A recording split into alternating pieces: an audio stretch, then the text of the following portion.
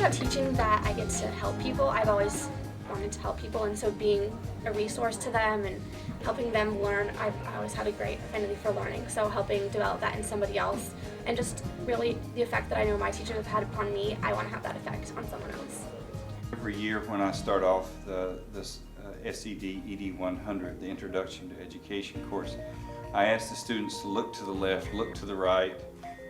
In other places you're told one of you won't be there, we're going to weed you out, you'll never be a doctor. But I say in the School of Education, one of these people is very likely to be your lifelong friend. The School of Education is like a neighborhood, a small town, if you will, that's housed within a much larger university.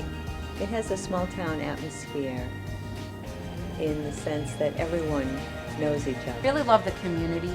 It is true what they say, that it's a small school, but the opportunities and the resources of a huge university. So I love to walk through the door. Everyone knows my name. That's huge for me.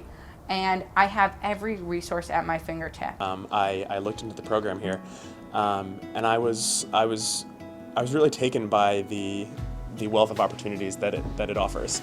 I was looking at the curriculum as it was listed here, and there was a pretty good balance of content courses versus pedagogy courses, and a good amount of classroom practical experience as well. And I was just really taken with the school. Working with the students is the most enjoyable part.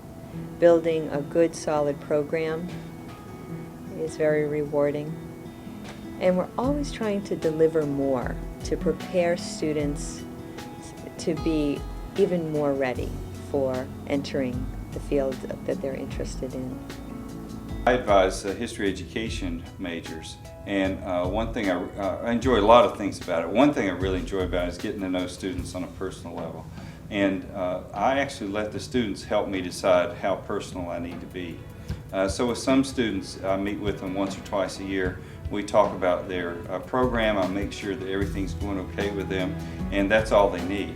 But many students have other needs or have some very interesting programs of study that require us to do a lot more work. Our advising here is very different than in most of the other schools. The reason is we want to know our students. The advisor you get is someone in your field. And they make sure that you have the same advisor for several years, and so that you know your advisor knows you keep track of what your advisor is telling you about. If you have problems, you have someone you can go to. There also are student mentors, which is really, really important, I think. And they make sure that your student advisor is also in your field. Building relationships is at the heart of good teaching, whether it's at the elementary level or it's at the college level or it's when you have your first teaching job. The more you can work with each other in terms of colleagues and the stronger relationships you build with children, the more successful all of it will be. Your curriculum development, your classroom management, and so forth. I think being a teacher really challenges you to know yourself, to really know who you are. What do you really believe in? You're really putting yourself out on the line. If you take it seriously, you have to question yourself every day. What would I do differently? How would I do that another way? Was that really right for that particular child? I actually read that last year, that the USA Today report that said teaching is the #1 most rewarding profession, and it didn't take a week in the classroom before I realized that. I loved ED 100 and ED 101. It was so much fun. Our discussion groups were fantastic. I met some really great people, and it was amazing going to site every week and meeting the class, and the kids were fantastic. ED 100 is a special course. It was designed 20 or 25 years ago by Boston University professors who were concerned about the sorts of training we were giving beginning teachers in these introductory courses. It was one of the first of its kind in the country to combine studies in the philosophy, sociology, economics, politics of education with actual practice in the field. So one of the special hallmarks of our program is that we're able to go out and visit the schools at the same time we're learning about what's supposed to be happening in schools. So students are able to connect theory and practice on a very personal level. That's very rare. One of the things we believe is that we should get kids in the field right away. When I started training teachers many years ago at a different institution, the practice was you didn't see a real life kid until your second semester senior year. And it's a little late to find out that you don't like being on that side of the desk. And so we now get students in the field in their freshman year. My freshman year, I got into a Boston public school, worked in a kindergarten classroom, and now I'm working in a suburban school in Newton in 3rd grade classroom. So when I graduate, I'll be able to know what if I want to go into the inner city or into a suburban school, and also which grade level I want to teach. Well, one of the things that we try to do with every student is listen to what their goals are for their own teaching life, and then guide them so that they really try to expand those interests as much as possible. We really stress the range of urban versus suburban, so that if in freshman year you go to a suburban school like Concord or like Brookline, in junior year we want you in an urban setting such as the charter school where we are now. We have some of our one-day-a-week students here learning how to work with children from really diverse cultures, and it's just enormously exciting and wonderful.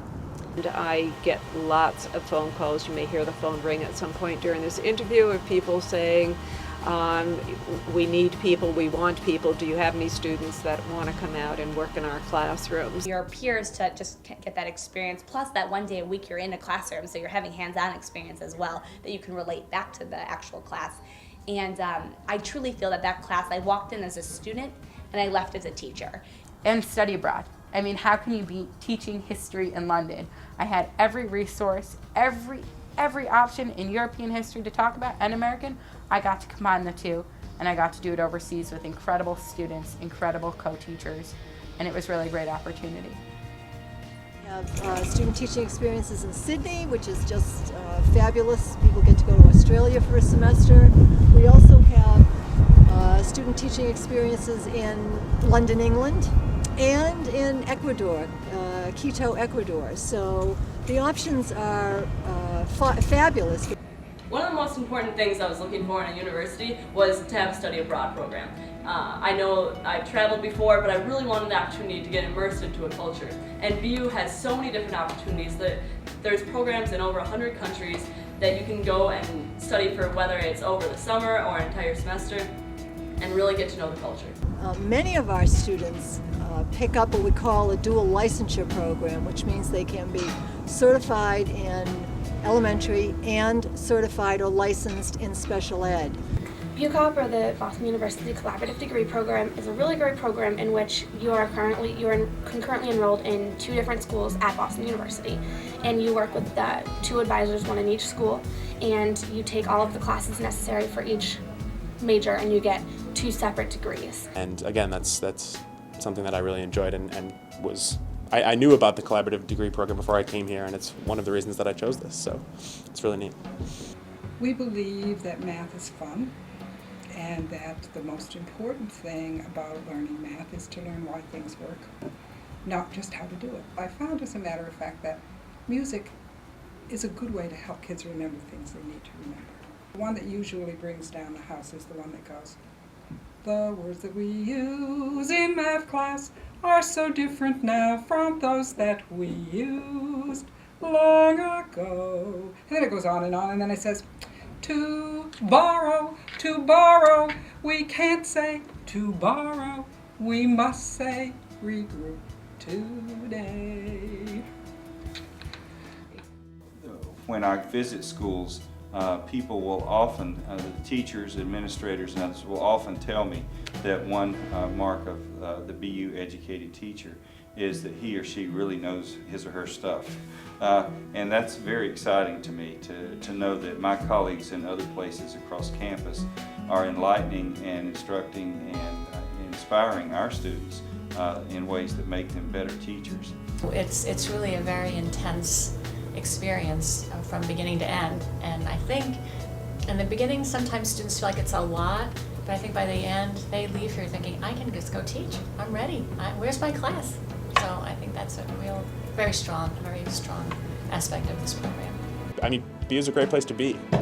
You should come here.